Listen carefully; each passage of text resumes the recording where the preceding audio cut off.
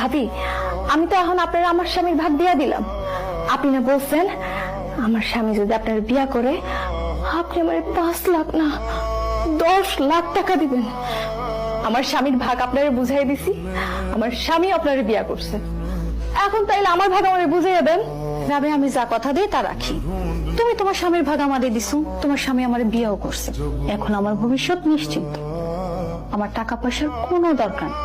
আমার দরকার স্বামীর আদর ভালোবাসা। এই যে তোমার 10 লাখ টাকা, তুমি তোমার স্বামীর ভাগ আমার বুঝাই দিছো, এবার আমি তোমারে টাকার ভাগ বুঝাই দিতেছি। আমি টাকা দিয়ে তোমার স্বামীরে কিনে নিলাম। রাশেদ এখন থেকে আমার, আর কোনোদিনও তুমি ওর উপরে স্বামীর ভাগ বসাইতে আসবা না। কি টাসকি খেয়ে গেলা?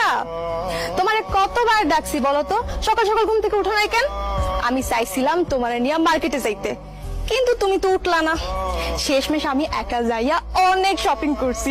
এই যে দেখো এখানে শাড়ি কিনছি, 3টা 3 পিস কিনছি, আর এই যে দেখো এই শাড়িটা, আর এই গহনাটা কিনছি, আংটিটা লাল রঙের সুন্দর না, এইটাও কিনছি। যে এইটা একদম সুন্দর সুন্দর জিনিস মার্কেটে যা ছিল, ক্রিম পাউডার সোনু সব কিছু কিনে নিয়ে আসছি। এখন বলো তো আমার কেমন লাগতেছে? তোমার কেমন লাগতেছে এটা আমি কইতে যাবো কেন? আয়নার সামনে গিয়া নিজেরে নিজে দেখো। আরে ধুর, আয়না দেখবো কেন? তুমি না আমার জামাই, এখন বলো তোমার বউরে কেমন লাগতেছে? ও, আমার বউরে কেমন লাগতেছে এটা আমার কইতে হইব? ঠিক আছে, কইতাছি। আজকে তোমার অনেক সুন্দর লাগতেছে।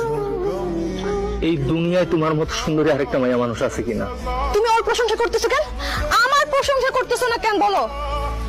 আমি এত সুন্দর সাজগোজ করছি, এত সুন্দর গয়না পরছি, আমার কেমন লাগছে বলো? নতুন বউর প্রশংসা করতেছো, পুরান বউর প্রশংসা করবে না? আমি কি তোমার বউ না? না, তুমি আমার বউ না। 10 লাখ টাকার বিনিময়ে তুমি আমার ফারজানের কাছে বিক্রি করে দিছো। এখন থেকে ফারজানাই আমার বউ। তুমি কি সাজগোজ করছো, তুমি শাড়ি পরছো না গহনা পরছো, তোমার কেমন লাগতেছে এটা আমি আর কোনোদিন করবো না। এখন থেকে ফারজানাই আমার সবকিছু। হাজবেন্ড ওয়াইফের ঘরে ঢুকতে গেলে তো অনুমতি নিয়ে ঢুকতে হয়, এই জিনিসটা তুমি জানো না?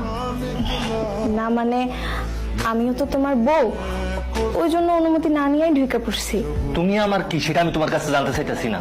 কি কারণে আইছো? তাড়াতাড়ি কইয়া এখান থেকে বিদায় হও। রাশেদ, বিয়ার পর তো তুমি আর আমি সবসময় একসাথেই থাকছি। কোনোদিন তো আমার ছাড়া ঘুমাও নাই তুমি। আমি তোমার পাশে শুয়ে থাকতাম, তারপরও আমার জয়া না ধরলে তোমার ঘুম আসতো না। আমি এখন শুইতে গেলে সেই কথাগুলোই বারবার মনে হয়। আজকে রাতটা কি তুমি আমার লাগে আমার রুমে গিয়ে ঘুমাইবা? মগের বুলো পাইছস তুই?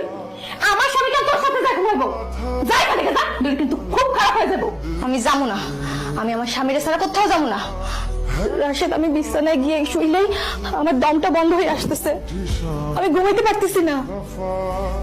শুধু আজকের রাতটা আমার সাথে ঘুমাও রাশেদ। চলো না, চলো চলো। আজকের রাত কেন? আর কোন রাতেই তোর সাথে আমি একই বিছানায় একসাথে শুনবো না, কারণ তুই সেই অধিকার হারাইয়া ফেলছিস। এখন থেকে যতদিন আমি বেঁচে আছি, আমি আর ফারজানা সবসময় একই লগে থাকুম, এক লগে ঘুমাবো। আরে তোর তো তোর স্বামী দরকার নাই, তোর তো দরকার ছিল টাকা। এখন জানা টাকা লইয়া টাকার লগে ঘুমা।